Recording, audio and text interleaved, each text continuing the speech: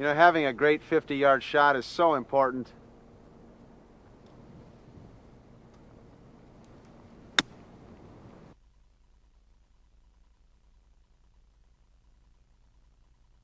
It's important because it has a lot to do with your strategy out on the golf course.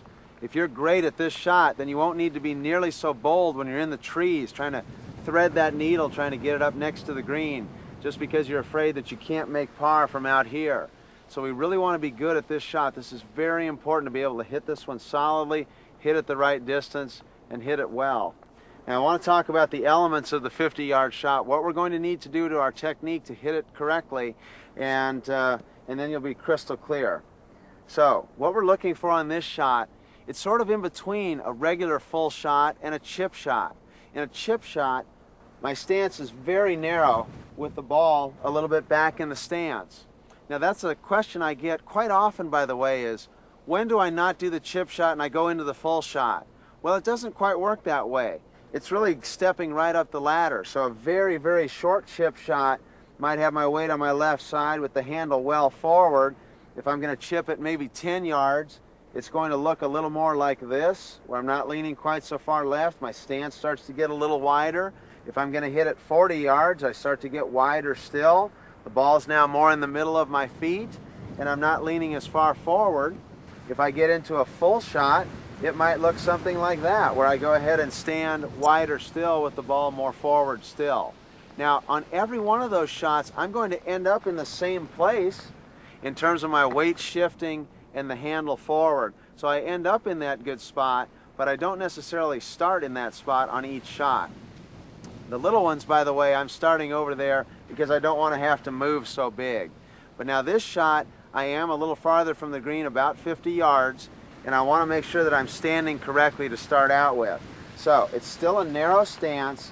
The ball position is about in the middle of my feet here for this one, and the handle is going to be ever so slightly forward at address. Now this is just a basic shot. I'm not trying to vary the height or anything, just trying to hit a nice solid one.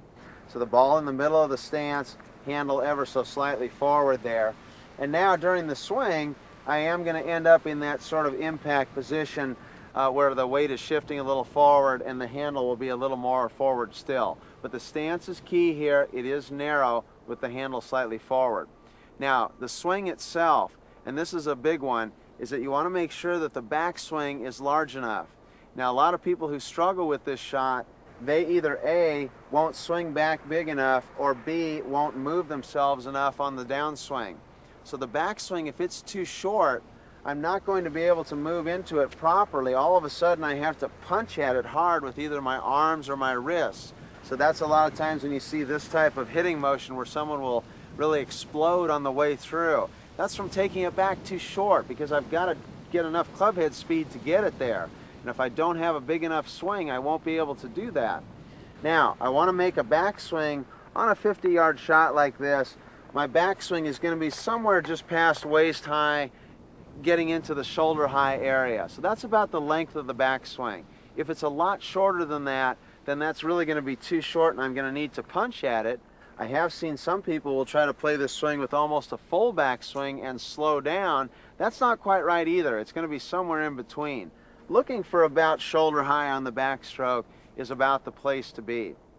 Now, as we go ahead and do that, the movement that's going to move the club into the downswing is also very important. We've got to move our body with a little weight shift and turn. If my body isn't moving to help get this club going, then my hands and wrists will. So I need to be very soft, if you will, with my hands and moving it with my body, not the little muscles in my wrists. So if I'm not swinging big enough, this can really be a problem. I'll really feel those little muscles kick in and sort of propel the club. Now, someone can even do it from a correct size backswing, so make sure you are moving the club with that little weight shift and turn. You'll see here as I move into the downswing that I'm turning and facing toward the target there.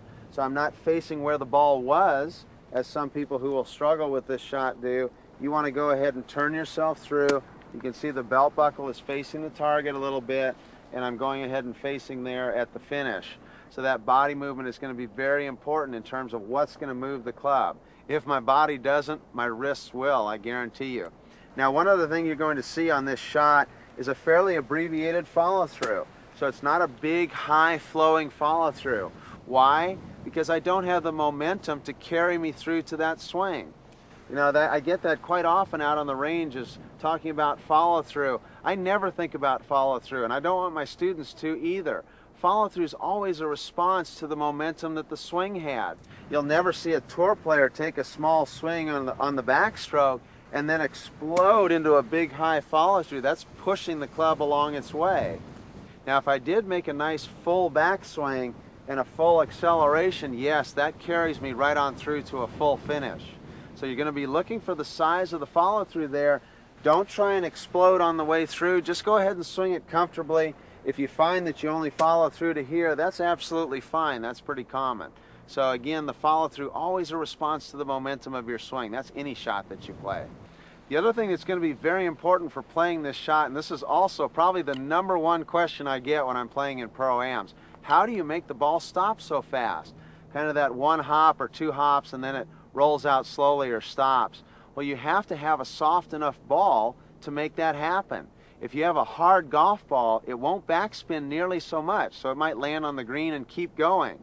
I remember I was mapping out a course for a tournament, trying to get the green just right, and I was up on the green, and there was a player who was coming up, and he had this exact shot, about a 50-yard shot. So he got out of his cart, and I said, come on through, I'm just spending a little time here. So he made a beautiful motion, just absolutely perfect. And I'm not even sure, I don't think he was even that good of a player, but he made a beautiful little chipping motion. Landed at about 15 feet short of the hole, and I thought, here it goes. It's going to just slam to a stop.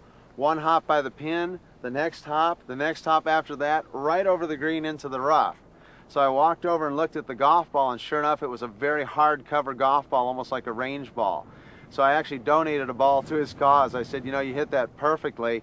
You just needed a ball that'll help you perform. So you want to make sure you have a soft enough golf ball to help you perform on these shots. It makes a big difference. Now, I know some of you are saying, but I need my distance off the tee.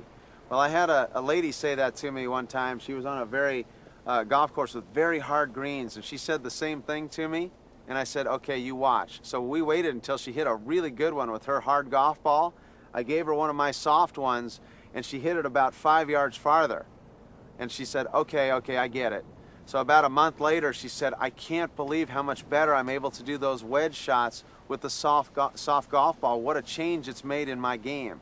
So make sure you have that golf ball that's going to stop for you. You can always ask your pro in the pro shop, what kind of ball do I need to help me perform on some of those little wedge shots? Don't worry so much about the distance. You know, in today's game, they're getting very good at making balls that are both soft and can still go a long ways.